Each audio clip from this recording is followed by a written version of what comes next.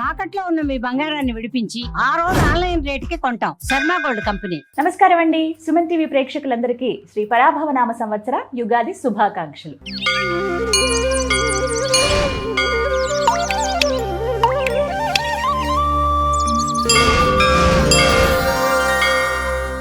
మనతో పాటు ఉన్నారు శ్రీ జగదాంబ త్రిశక్తి పీఠం పీఠాధిపతులు తాళ్ళూరి బనారస్ బాబు గురుగారితో మాట్లాడదాం. గురుగారు నమస్కారం అండి. శ్రీమాత్రే నమః.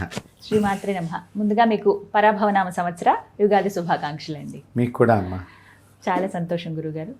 ఉగాది ఎప్పుడు చెప్పినట్టే మాకు తెలిసినంత వరకు చక్కగా ఉగాది పచ్చడి చేసుకోవటం. అది ఏమిటంటే చిన్నప్పటి నుంచి అమ్మ వాళ్ళు అలా అలవాటు చేశారు. ఉగాది అంటే ఇది మన సాంప్రదాయం, ఇది ఇలా చేసుకోవాలి. కొంతమంది రంగురంగులు ముగ్గులు అవి వేసుకుంటారు కొత్త సంవత్సరం అని చెప్పి. ఇక సాయంత్రం అయ్యే కొద్దీ పంచాంగ శ్రవణానికని దగ్గరుంటే గుళ్ళకి వెళ్తారు, లేదంటే ఇంట్లోనే ఈ విధంగా చూడడం అనేది చూస్తూ ఉంటాం. అసలు శాస్త్రోక్తంగా ఉగాదిని ఏ విధంగా జరుపుకోవాలి, ఏమైనా నియమాలు ఉంటాయి, ఆ రోజు ఏ దైవారాధన చేయాలి, పిండి వంటలు కూడా చాలా విశేషంగా వండుతుంటారు ప్రాంతం బట్టి. ఇలా వీటన్నిటి గురించి మాట్లాడదాం గురుగారు. ఎలా చేసుకోవాలో చెప్తారా? ఆదిత్యాయ చ సోమాయ మంగళాయ బుధాయ చ గురు శుక్ర శనిభ్యచ్చ రాహవే కేతవే నమో నమః. కొత్త తెలుగు సంవత్సరం మనకి ఇదే నూతన సంవత్సరం. ఆంగ్ల సంవత్సరానికి తెలుగు సంవత్సరానికి తేడా ఏమిటయ్యా అంటే, తెలుగు సంవత్సరానికి కొత్త మామిడి పళ్ళు, మామిడి కాయలు అనేటువంటివన్నీ మనం వింటూ ఉంటాం. మామిడి పూత, కొత్త ఆకులు చిగురించడం, కొత్త వేప పువ్వు పూయటం, ప్రకృతిలో అనేక రకాలైనటువంటి కొత్తదనం కనిపించటం. అందువలన మన ఋషులు ఈ ఉగాదిని కొత్త సంవత్సరంగా మనం జరుపుకోవాలి. ప్రకృతిలో కొత్తదనం వచ్చింది కాబట్టి ఇంటిలో కూడా కొత్తదనాన్ని ఆస్వాదన చేసుకోవాలి అని నేర్పారు మన పూర్వీకులు. ఆంగ్ల సంవత్సరానికి వస్తే ఈ పద్ధతి ఉండదు. మీకు ప్రకృతిలో ఏమీ కనిపించదు, నిత్యము ఉండేటువంటి పద్ధతే ఉంటుంది. అయితే ప్రకృతిలో మార్పు కనిపించదు, కానీ మనుషుల్లో మార్పు మాత్రం బాగా కనిపిస్తుంది ఆంగ్ల సంవత్సరంలో. ఎవరి స్థితిని వాళ్ళు కోల్పోయి తిరుగుతూ ఉంటారు. ఉండకూడని ప్రదేశాల్లో తినకూడని పదార్థాలతో రకరకాలుగా ఉంటూ ఉంటారు. ఇలా అంటున్నానని బాధపడకూడదు ఎవరు కూడా. జరుగుతున్న వాతావరణానికి మాకు కూడా బాధ కలుగుతోంది. మనకి ఉగాదిని జరుపుకోవాలి అతి గొప్పగా ప్రతి ఇంట్లోనూ కూడా అని మీరు అడిగినందుకు కానీ నేను ఇంత వివరణ చెప్పడం జరుగుతోంది. ఎందుకంటే అసలు ఇది మనకి యుగ యుగాల నుంచి వస్తున్నది కాబట్టి యుగాది ఉగాదిగా మారింది.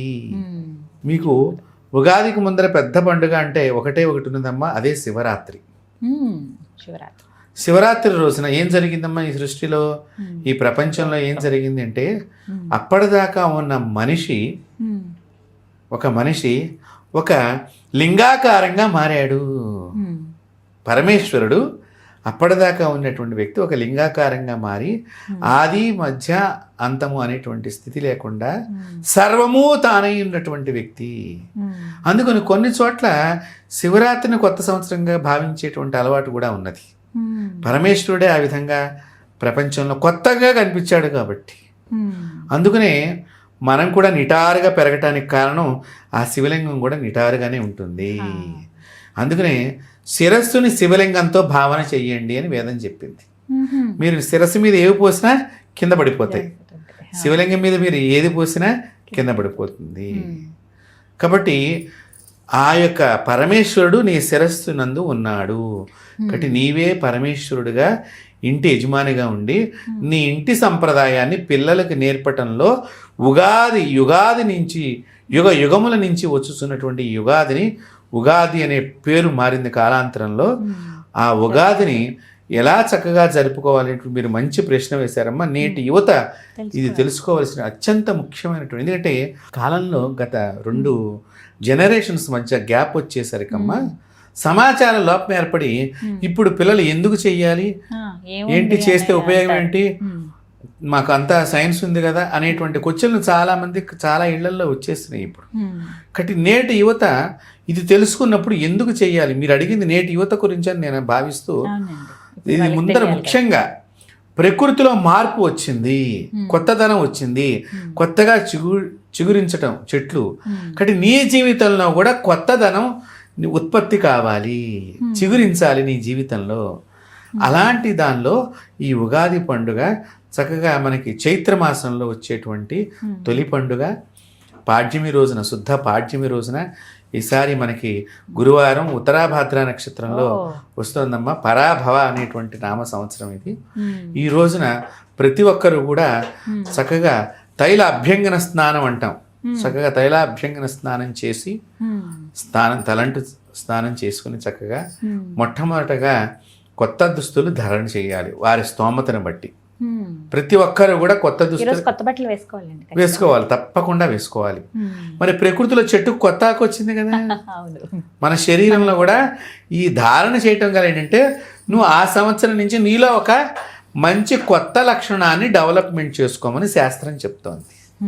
అరిషడ్ వర్గాలు ఉన్నాయి, ఒక్కొక్క సంవత్సరం ఒక్కొక్కటి వదిలివేసేయి. అసూయను వదిలేసేయాలి, ఒకరిని అవమానించేది వదిలేయాలి. అలాంటిది ఒక్కొక్క మంచి మార్గాన్ని కొత్తదాన్ని కాబట్టి దాన్ని చూపించడమే ఈ వస్త్రధారణలో ఉన్న అంతరార్థం. కాబట్టి తర్వాత కులదేవత పూజ ముఖ్యంగా చెయ్యాలమ్మా. ప్రతి ఇంట్లో కూడా వారి వారి కులదేవత యొక్క పూజ చెయ్యాలి. తర్వాత ఇష్టదేవత పూజ చెయ్యాలి.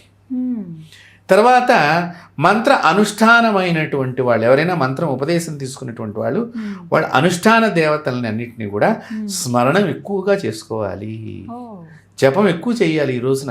అంటే ఈ రోజున చేస్తే సంవత్సరం అంతా వాడు చేస్తాడు అనేటువంటిది మన తెలుగునాట ఒక సంప్రదాయం ఉంది, ఒక మాట. ఆ రోజున కొత్తది కనుక మంచి పని చేస్తే ఆ సంవత్సరం అంతా మంచి పని చేస్తాము అనేటువంటిది.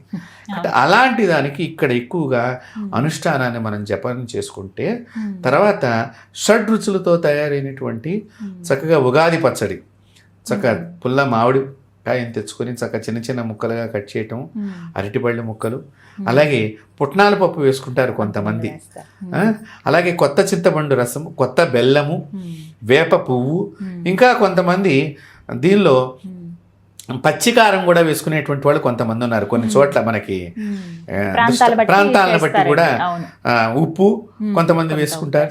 ఇవన్నీ కూడా షడ్రుచులతో వారి వారి పద్ధతులు వారి వారి కుల ఆచారాన్ని బట్టి పల్లీలు కూడా వేసేవాళ్ళు ఉన్నారమ్మా కొంతమంది. అయితే కొంతమంది ముద్దగా చేసుకుంటారు, చిక్కగా చింతపండు రసం చిక్కగా. కొంతమంది గ్లాస్తో చక్కగా ఒక కాఫీ తాగినట్టుగా తయారు చేసుకునే వాళ్ళు కూడా ఉన్నారు. ఈ పచ్చడిని తయారు చేసిన తర్వాత భగవంతుడికి నివేదన చేసిన తర్వాత ఈ ఉగాది పచ్చడి తిన్న తర్వాతనే ఆ రోజు మరొక వస్తువు కడుపు లోపలికి వెళ్ళాలి తప్ప ముందరగా ఏది వెళ్ళకూడదు. అంత నియమం ఉన్నది. ఇప్పుడు మరి పూర్వం అన్నగతి ప్రాణాలు అనేవారు, ఇప్పుడు కాఫీ గతి ప్రాణాలు అయినాయి. పొద్దున్నే లేవగానే కాఫీ ఉందా టీ ఉందా అనేటువంటిది ప్రతి ఇంట్లో వచ్చేస్తుంది.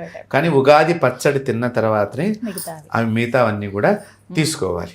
ఈ విధంగా ఉగాది పచ్చడి నివేద్యం అయిన తర్వాత అది తీసుకున్న తర్వాత మీ ఇంటిలో ఉండే అమ్మా నాన్నలకు నమస్కారం చెయ్యాలి. మీ గురువు వద్దకు వెళ్ళి మీరు నమస్కారం చెయ్యాలి.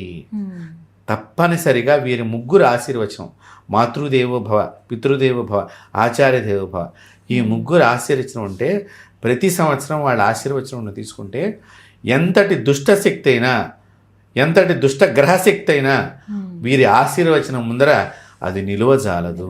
అంత శక్తి పితృదేవతల, మనకి పైనున్న పితృదేవతల యొక్క నమస్కారం చేసుకోవాలి, ఇక్కడ భూమి మీద ఉండేటువంటి మన అమ్మా నాన్నల యొక్క గురుదేవతలకి మనం నమస్కారం చేసుకోవాలి.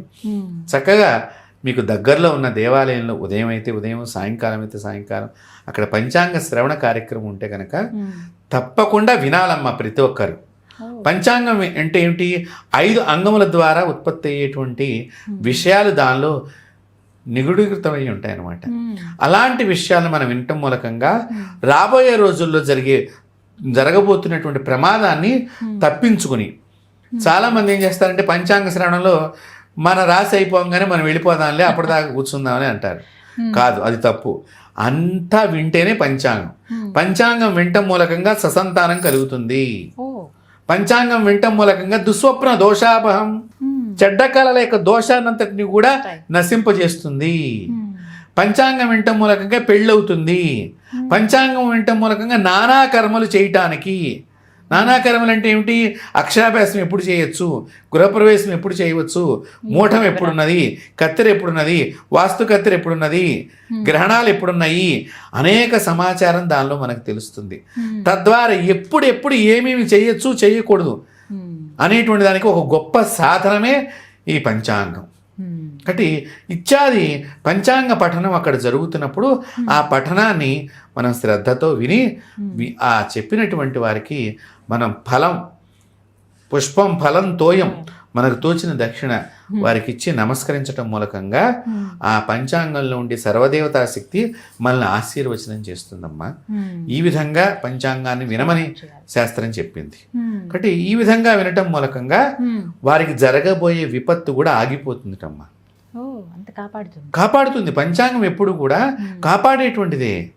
తిదివార నక్షత్ర కరణ యోగముల ద్వారా ఉత్పత్తి అయినదే కదా ఈ పంచాంగం. ఆ రోజు ఏ తిథి, ఏ కరణం, ఏ యోగం, ఏ నక్షత్రం అనేటువంటి అన్నీ కూడా దానిలో మిళితమై ఉన్నాయి. ప్లస్ అక్కడ పంచాంగం చెప్పేటప్పుడు వారు కూడా చెప్పేటువంటి వారు కూడానమ్మా ఒక దేవత ఆవాహనం కలిగినట్టుగా ఉంటుంది వారి మీద.